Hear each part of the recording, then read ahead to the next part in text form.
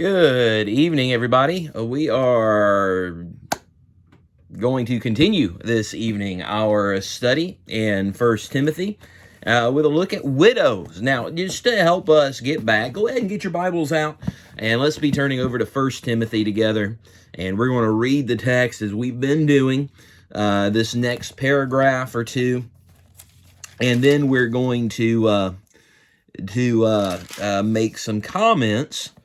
I want to deal with 3 paragraphs today, making some comments on this idea of widows and the church's responsibility to widows. And now there may have been a problem there at the church in Ephesus in regards to this, and because this is a very specific thing that Paul is dealing with. And if you remember, he's writing to Timothy, hence the name First Timothy. It's his first letter to Timothy that we have, writing by inspiration.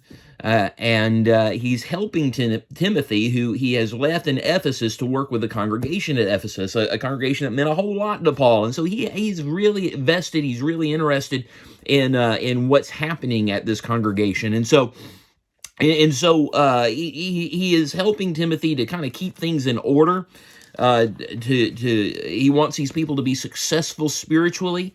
And so he begins talking about the importance of doctrine in chapter 1. And that doctrine is important because that's the foundation of everything else that comes. And he's encouraging Timothy to continue to preach the sound doctrine. And Paul understood and knew and even warned the elders in Acts chapter 20 at Ephesus that false teachers were going to rise up and try to harm the church. And so he is encouraging Timothy to continue to preach the Word of God. And that is the best defense, against false doctrine. And then he begins to split the church up into demographics and to instruct these different differing demographics on how to act. And so he begins with the importance of prayer in chapter 2, and this is a public prayer that he's talking about. Chapter 2 is dealing with the public assembly, and so the importance of prayer, the roles of men and women in the public assembly, what are they to look at or look like? Then he goes into the leadership. Who are the elders? What are they to look like? What kind of men are they to be? What about the deacons? What kind of men are they to be? And he instructs very specifically. And that's what's wonderful about this. He is very specific here and gives us a good picture of what the church as a whole should look like in its demographics and how each demographic should act. And now he warns again of the wandering away of some because of false doctrine in chapter 4. And again, it's almost like here we are in the middle of the book, and he's reminding Timothy, hey, you want everything decent and in order, and the reason is because you're going to have problems with people teaching and saying the wrong things or false things. And so he encourages Timothy in chapter 4, and now we're in chapter 5. How are we to treat one another? Okay, we've got the worship service settled. Here's how that's to look. Here's how the leadership is to look and how the church is to run.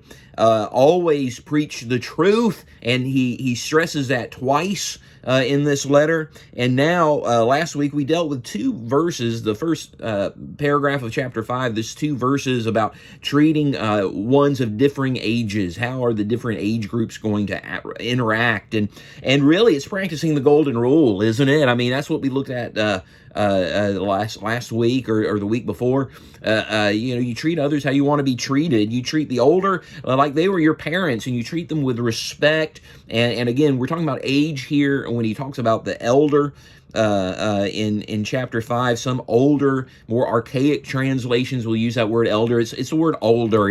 Don't get that confused with the office of an eldership of the elder. This is talking about older individuals versus younger individuals, and men versus women, and so he instructs, and then he begins to talk about widows indeed, the King James says, which is a confusing thing. It may have been a wonderful phraseology to use back in the 1700s, but not today. We don't know what that means. And this modern translations will say real widows, or those who are really widows or true widows, there is a thought. There is a thought. I even debated about bringing this up, but I find it interesting, and you might find it interesting as well, that the widows indeed, or the true widows that Paul is talking about, is an actual group or organization within the church, and it's used to actually make this group of individuals as a benevolent thing. And so they receive income from the church in a benevolent way, and in return, they devote their lives and devote their work solely to the church. And so there is a thought in there, and it's not as rare as you would think. And there's some reasons with this, especially when Paul gets into the younger widows. When he talks about the younger widows, he's saying younger in age, don't allow them to be part of this group, and this is kind of the thought behind this. Don't let them be a part of this group, because they may just up and leave because they're young enough to remarry and start another family, and their loyalties might be divided. They might become idle in their way of thinking, or lazy. Idle is just another way of saying lazy. And so there is that thought there. That's interesting. There's some information out there if you want to research that more. It's kind of an interesting way of looking at this, and there is some textual evidence to that. However, traditionally, that's not the way this was really taught. And so going back to the traditional teaching, let's go ahead and read verses 3 through 16. We're in chapter 5, 1 Timothy chapter 5, verses 3 through 16. And again, Paul splits these widows up into 4 different groups, 4 different demographics, really. And, I guess no, there's 4. I was about to say technically 3, but we'll look at these as we come through here. So let's read it first, and then we'll go in and make some comments on who these individuals were. So verse 3 of chapter 5, honor widows who are really widows. But if any widow has children or grandchildren, let them first learn to show piety at home and to repay their parents, for this is good and acceptable before God. Now she who is really a widow and left alone trusts in God and continues in supplications and prayers night and day. But she who lives in pleasure is dead while she lives. And these things command that they may be blameless. But if anyone does not provide for his own, and especially for those of his household, he has denied the faith and is worse than an unbeliever. Do not let a widow under 60 years old be taken into the number, and not unless she has been the wife of one man, well reported for good works, if she has brought up children, if she has lodged strangers, if she has washed the saints' feet, if she has relieved the afflicted, if she has diligently followed every good work. But refuse the younger widows, for when they have begun to grow wanton against Christ, they desire to marry, having condemnation, because they have cast off their first faith.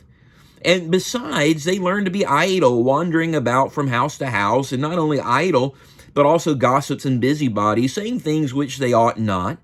Therefore I desire that the younger widows marry, bear children, manage the house, give no opportunity to the adversary to speak reproachfully. For some have already turned aside after Satan. If any believing man or woman has widows, let them relieve them, and do not let the church be burdened, that it may relieve those who are really widows. Okay, now do you see in the text how you can get the idea that this may have been some kind of office or some kind of maybe a home where these widows who have no one else have made maybe a promise or a vow that, hey, we're going to devote our lives to the work of Christ, to the work of the church, and in return, the church is going to support them. That's a very big possibility throughout the text here. If you notice in those, he says, make sure that they're moral, verses 9 through 9 and 10, and we'll talk about that in a moment. Refuse the younger ones, and here's where the idea really kind of takes hold when he says refuse the younger ones, because they may get the desire to marry, and this is in verse 11. Then verse 12 says, and then they've cast off their first faith. Now, Paul isn't prohibiting this younger group from getting married. But what he's saying is if they make this vow and make this promise and devote this, and then they leave that work to go off and get married and everything, well, then there's a problem there. And so you avoid that by not letting the younger into this group. And so that's how the thinking goes. But let's look at the demographics and let's just look at the text itself. And there's 3 paragraphs and there's 4 demographics. First, he says the real widows. This is what we're talking about, the real widows, or widows indeed. I don't like that phraseology. We don't know what that means. It's in modern, in our modern English, but real widows. Real means one who is absolute. In other words, there's no husband, and that's how we take the term widow, one whose husband is dead. There's no husband in the picture, but also no children. And so maybe she was barren. Maybe her children have passed away before. And we remember the miracle Jesus performed, a widow, and he sees this funeral procession, and it's this widow and her only son, and he raises that son. And that's an act of mercy on his part, an act of love on his part.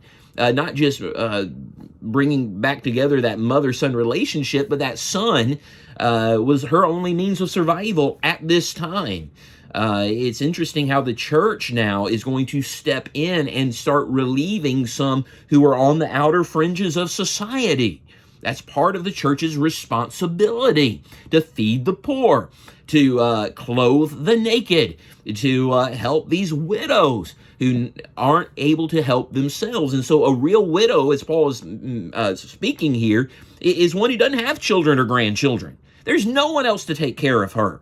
And there's going to be an age here as well. He talks about the younger widows, widows under 60. Hey, no. They are still able to take care of themselves. They can start a new life. But when widows are over 60, chances are they're not going to. And so the church then needs to step in. And that's what's included in this idea of real widows, or widows indeed, or true widows. There's one. Now, when you look at the qualifications that Paul puts in, and again, Paul's great about this, giving us lists, that help us to get a clear overall picture of what he's talking about. They've been left alone. The King James says desolate.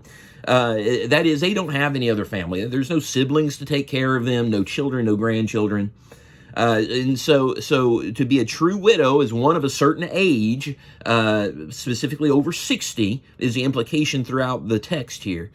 One who has no children, no grandchildren, no siblings, no other family, and she's destitute by herself. Second thing he says, one who's trusted in God. The New American Standard says has her hope fixed on God. She's spiritually minded.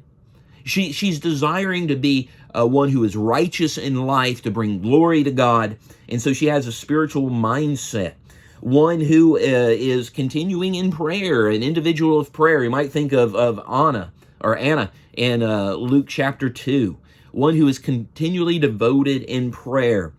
Again, we already talked about the age requirement here, over 60 years old, and that comes from verse 9. Taking the positive side of that negative statement. So one of age. One who had been scripturally married, as we go through the text. In other words, she's not going to be like that woman at the well, the Samaritan woman who had, as Jesus said, had 5 husbands, and the one you're living with now isn't your husband. You're shacked up with somebody. No, lived a moral life and had been scripturally married. Now, again, he uses the same terminology here as he does with the elders, husband of one wife. We talked about that. That's talking about scriptural marriage. In other words, you're not a polygamist. That's kind of right off the hand. But also, you're married to an individual who has the rights to be married. And going back to Matthew 19, the law of marriage is very, very clear. It's actually even not stable. What's the word I'm looking for? It's the same under every dispensation. It's a man and a woman for life. But sometimes things happen. Marriage stops at death, and so one can remarry one who is eligible, who never has been married before, innocent party of a divorce. for fornication, or one whose spouse has passed away. And so the law of marriage stays consistent. That's the word I'm looking for. Stays consistent all throughout all the dispensations, and that's why, they're wanting clarity from Jesus, because the Jews have muddied the water just like we have today. They muddy the water of the teaching of the Mosaic law, and Jesus sets them straight. Look, divorce isn't a thing, but because of the hardness of your hearts, God has allowed you to put away that unfaithful spouse. And the unfaithful spouse, the one who's guilty, can't remarry. The one who was innocent can. And so this has the idea of scriptural marriage. If I'm scripturally married, then I'm married to one woman. That doesn't mean I've only been married once.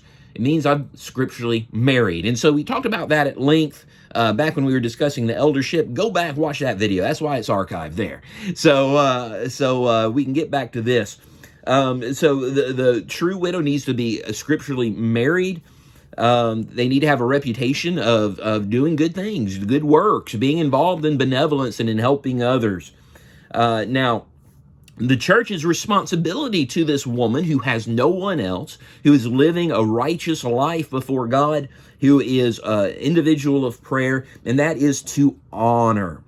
Now, the word honor here isn't the word for just to respect.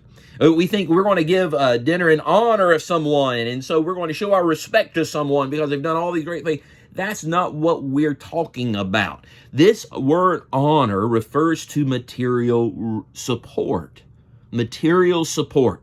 The church is to reach out and support them financially, materially, so that they can live, because they have no one else, and they've shown by their life that they are striving to be what God wants them to be. And the church is to encourage that, to reinforce that positive light, and they do so with financial help.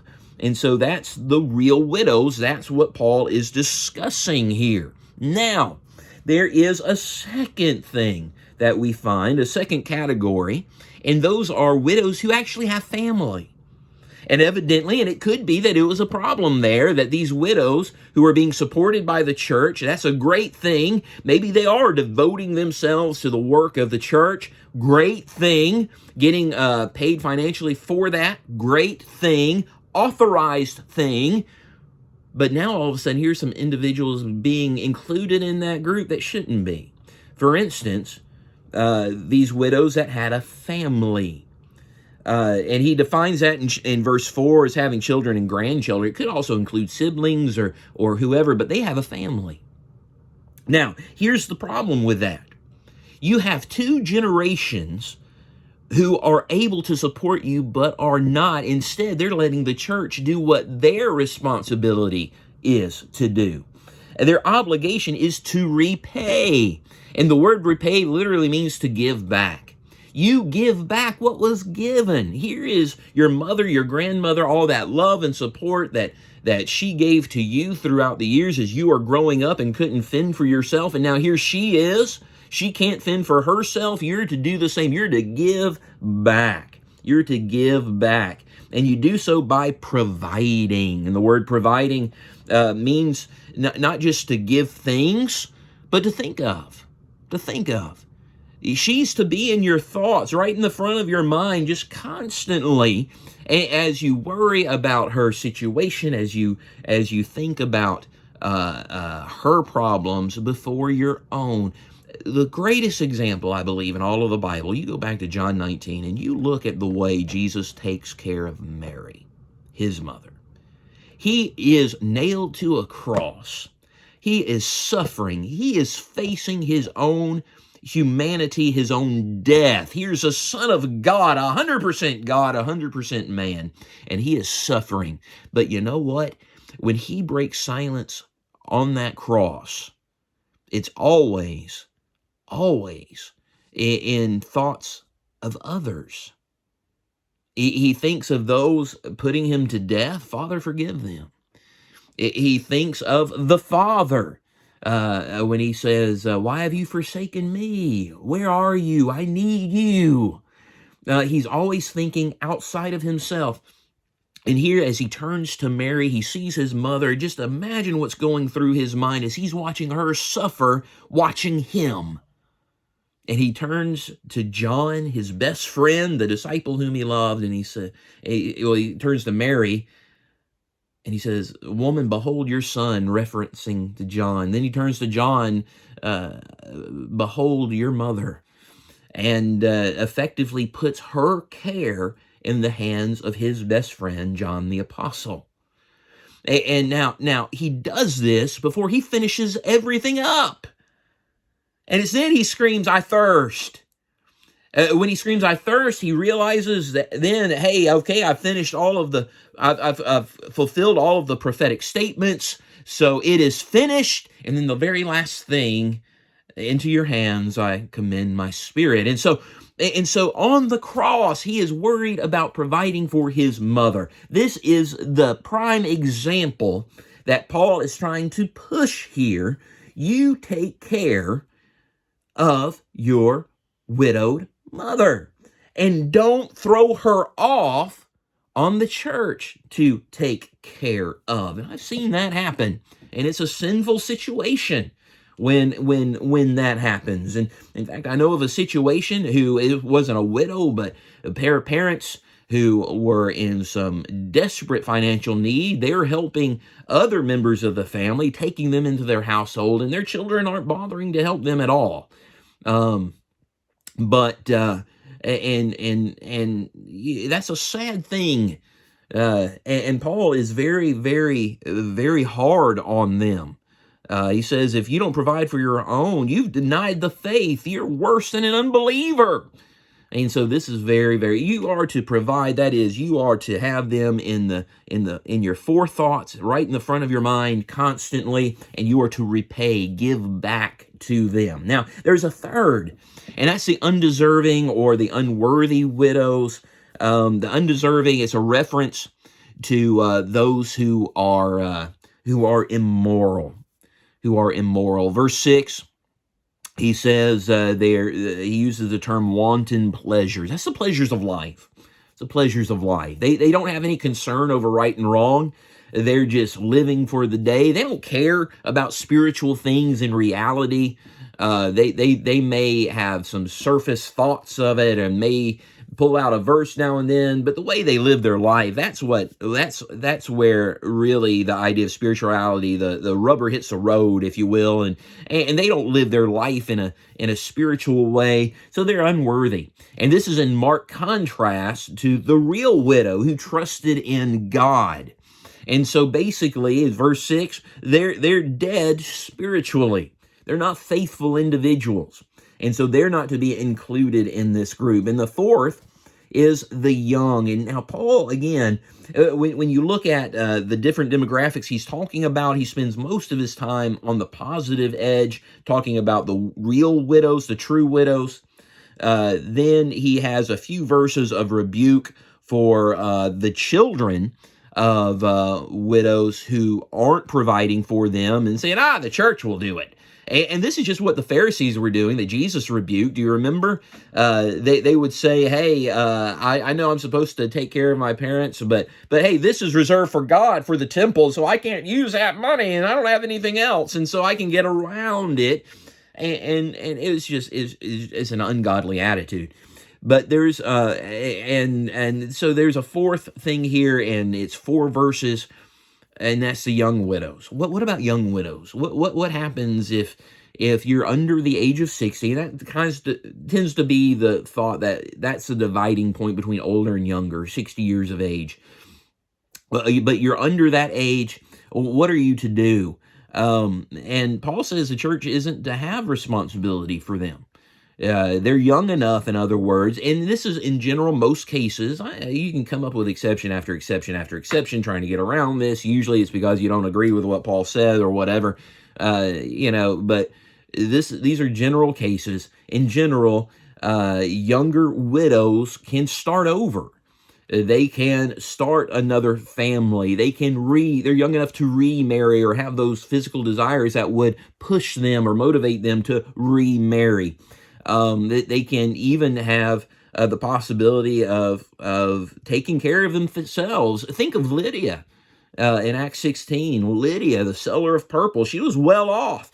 And we're not told of her background. Could be she was a widow and this is what she got into in order to do that. But you be industrious because you're young enough to take care of yourself. Get remarried. You're young enough in order to do that. Even possibly young enough to start your own family again, or raise a family, and so Paul says that's where you need to put your mind, because if you are included in this group, and if this is kind of an office or position or specific thing where they're vowing to solely focus on the work of the church and be financially compensated for that, so that they can provide and live and have a livelihood. Well, the younger, when you're that young, you might meet somebody and off you go, and you break that promise, break that vow. And Paul says you avoid that. No, they need to be encouraged to go and take care of themselves.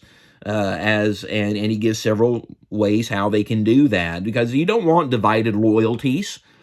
That is divided between the world and the church. Also, youth brings with it spiritual immaturity. And that's this idea of becoming idle, the idea of becoming lazy. When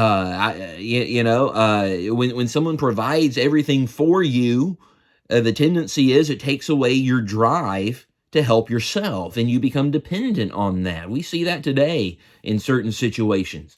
And so the lack of spiritual maturity of those who are younger widows may be a problem in that it causes them to become lazy in their attitude. It may cause them to become busybodies. Hank Williams Jr. said it best: if you mind your business, you won't be minding mine.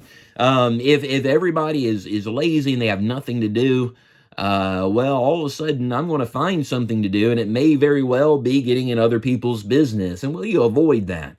Don't let them become busybodies. When you become busybodies, you become a gossip many times.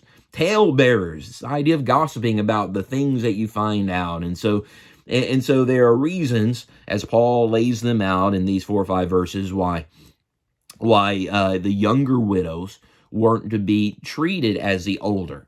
They're young enough to where they can fend for themselves, start their lives over again, possibly. And so there you have it. Paul's more than likely, because he's mentioning this, he's fixing a problem, or instructing Timothy how to fix a problem that's going on in the church there, and how to treat widows, and what that benevolence is to look like. I hope you're enjoying this. We're just slowly walking through this.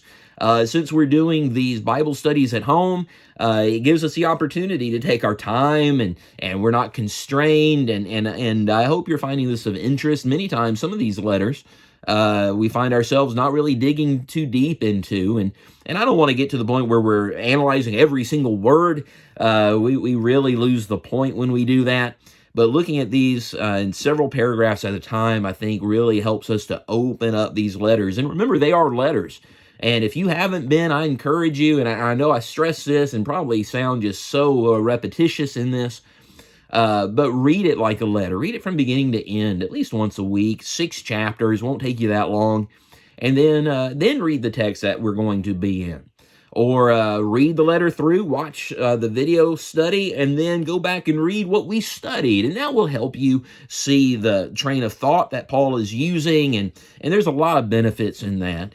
But anyhow, Lord willing, we're going to be back Wednesday night. The weather looks like it's warm enough to finally melt all the snow in the parking lot. So we're going to, Lord willing, be back Wednesday night and continue finally our study in Daniel. I believe we're in Daniel chapter 9. I encourage you to read that and get a sense of what we're going to be talking about. Some interesting things there. And also, Lord willing, we'll be able to worship together Sunday morning, 10 a.m. I hope everyone has a wonderful week. I hope everyone stays warm, stays safe, enjoy a little bit of spring weather, as it's slowly moving in.